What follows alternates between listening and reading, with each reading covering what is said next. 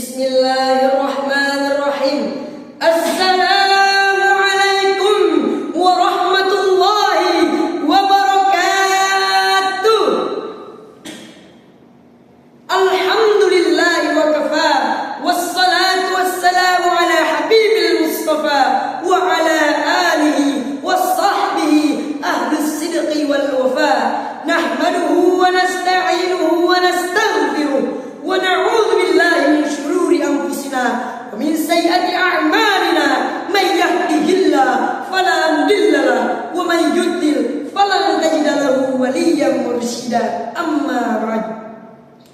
Pertama-tama dan menjadi yang paling utama, marilah kita panjatkan puja serta puji syukur kita kepada Zat yang telah menciptakan dua di seluruh dunia, yang mana tidak akan bertahan satu jika tidak ada dua, sehingga terciptalah langit dan bumi, bulan dan bintang, lautan dan daratan, serta si cantik dan si tampan, sehingga sempurnalah kehidupan di alam semesta ini.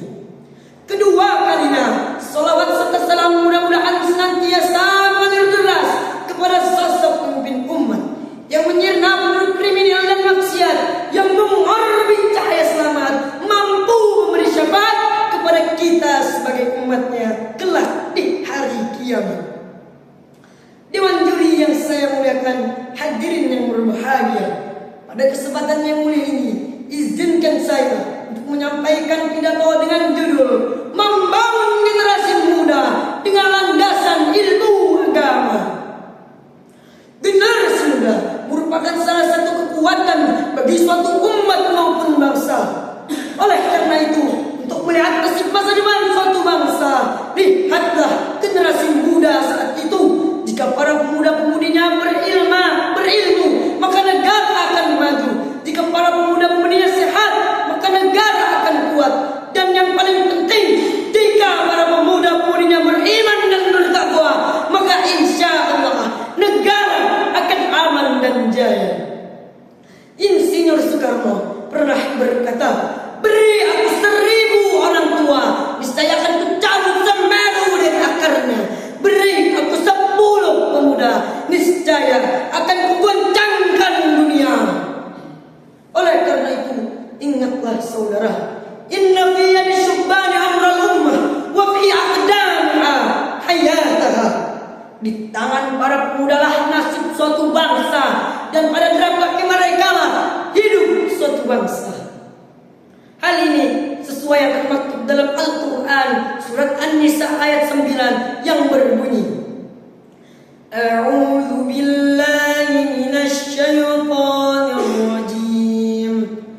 Bismillahirrahmanirrahim.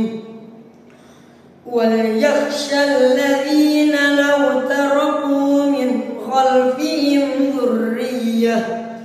dhurriyyatan di'afan khafu 'alaihim falyattaqullaha wal yaqulu qawlan sadida.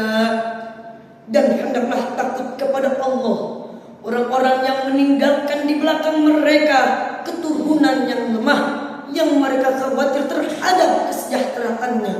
Oleh sebab itu, hendaklah mereka bertakwa kepada Allah, dan hendaklah mereka berbicara dengan tutur kata yang benar. Menurut Profesor Dr. Muhammad Quraish Shihab, ayat tersebut berpesan kepada kita sebagai umat Islam untuk mewujudkan generasi muda yang berkualitas, sehingga mengaktualisasikan potensi dirinya untuk kejayaan bangsa. Hadirin yang berbahagia, lantas bagaimana cara kita untuk mewujudkan generasi muda yang berkualitas? Salah satunya ialah mewujudkan generasi muda, generasi yang berwawasan ilmiah. Berwawasan ilmiah menandakan bahwa mereka generasi muda, generasi yang kaya ilmu pengetahuan, kaya akan wawasan baik lokal maupun internasional, dan yang paling penting kaya akan thaqafah Islamnya sebagai dasar keimanan yang kokoh dan bekal bagi mereka untuk mengarungi kehidupan yang penuh dengan tantangan perkembangan zaman. Tidak perlu diragukan lagi bahwa generasi yang memiliki keilmuan yang bagus menjadi generasi yang sangat dinantikan, memiliki kedudukan yang tinggi, baik di dunia terlebih lagi di akhirat. Allah Subhanahu wa taala berfirman dalam Quran surat Al-Mujadalah ayat 11, "Yarfa'illahu alladziina aamanu minkum walladziina utul 'ilma darajat." Allah akan mengangkat derajat orang-orang yang beriman di antaramu dan orang-orang yang berilmu beberapa derajat. Generasi yang memiliki keilmuan yang bagus adalah generasi yang menjadikan masdar min masadir al-'ilm, sumber dari segala sumber keilmuan, dan juga masdar min masadir al-hayah, sumber dari segala sumber kehidupan, yakni Al-Quran, wahyu ilahi yang diturunkan kepada Nabi Muhammad sallallahu alaihi wasallam. Generasi Quran ialah generasi yang selalu berinteraksi dengan Al-Quran, membaca, menghafalnya, memahaminya dan mengamalkannya dalam seluruh aspek kehidupan mereka.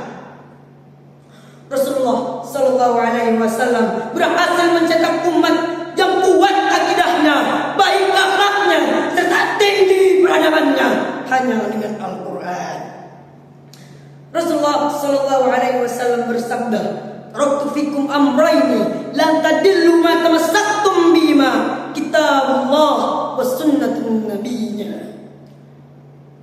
Aku telah meninggalkan kepada kalian dua perkara yang kalian tidak akan tersesat bila berpegang teguh kepada keduanya, yakni kitabullah Al-Quran dan sunnah nabinya. Oleh karena itu, kita sebagai generasi muda hendaklah berpegang teguh kepada Al-Quran dan As-Sunnah dan menjadikannya sebagai sumber keilmuan yang ada di alam semesta ini, dan juga menjadikannya sebagai sumber kehidupan atau menjadi pegangan hidup agar tidak tersesat di kemudian hari, sehingga akan mewujudkan generasi muda yang berilmu dan berakhlak, negaranya berekonomi kuat, para pemimpinnya amanah, masyarakatnya berakhlakul karimah, berpegang teguh kepada Al-Quran dan As-Sunnah. InsyaAllah akan mewujudkan generasi muda yang intelektual, akan mewujudkan bangsa yang thayyibah, yang menjunjung tinggi syariah. Cukup sekian pidato yang bisa saya sampaikan. Wallahu muwaffiq ila aqwamit thoriq.